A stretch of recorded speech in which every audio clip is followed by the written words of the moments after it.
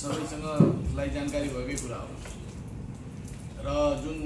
सम्मानित सर्वोच्च अदालतले जुन फैसला गर्यो र जुन नेपाल सरकारको चाहिँ नि अभियानिक रूपमा थियो हामीहरूले हेरेर आएका थियौँ। तपाईको हेटौँडादेखि लिएरै जुन सुरुवात भइसकेको थियो यहाँ गण्डकको मुखमा आएर चाहिँ नि रुकेको छ र अब त्यहाँदेखि यतातिर गण्डकदेखि दक्षिणपट्टि हामीहरूले सबै यो काम गर्नुपर्ने रहेको छ र खास गरी चाहिँ नि यसले गर्दाखेरि चाहिँ नि वीरगञ्जको वास्तवमा एउटा आज धेरै दिनपछि यसले निकास पनि पाएको छ र वीरगञ्जको जुन सौन्दर्यता छ, वीरगञ्जको सडक छ, कम्तीमा यसले चाहिँ वीरगञ्जको विकासमा चाहिँ फड्को मार्छ भन्ने हामीहरूले विश्वास लिएका छौँ। र विशेष गरी हामीहरूले कार्यालय सरकारी र अर्ध सरकारी कार्यालयका प्रमुखजीहरूलाई यस कारणले पनि बोलाएको, तपाईहरुले पनि अब माथि आफ्नो सम्बन्धित निकायमा यहाँ यसरी सडकको दिशा वीरगञ्ज महानगरपालिकाले यो विषयमा चाहिँ नि जुन निर्णय आएको छ सर्वोच्च अदालतबाट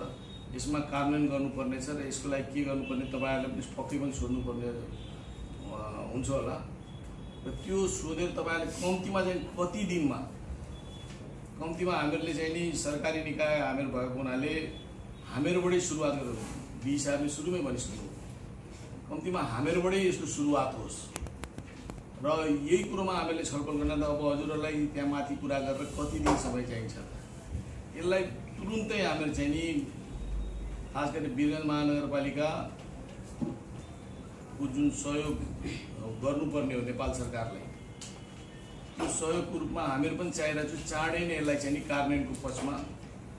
हामीहरू अगाडि बढौँ र अब यहाँ चाहिँ म चाहिँ नि खास गरी यो फ्लोर ओपन पनि गर्न चाहन्छु।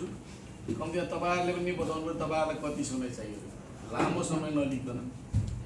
कति दिनभित्र माथि हजुरहरूले समन्वय गरिकन आफ्नो जुन चाहिँ एउटा कुरो सायद अधिकारी सबैलाई जानकारी छैन, चिना लगाउने काम त सम्पूर्ण भइसकेको छ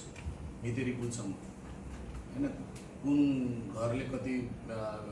प्राइभेट घरदेखि लिएर सरकारी अर्ध सरकारी सबै कार्यालयमा त्यहाँ लिखिसकेको छ। त्यसर्थ यो कुरो सबैलाई जानकारी पनि छ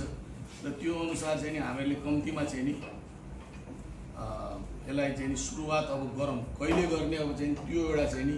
निकास आजको बैठकले निकाल्छ भन्ने मैले विश्वास लिँदै अरू कुरो फेरि पछि गर्दै गरौँला। हाललाई यतिकै, धन्यवाद।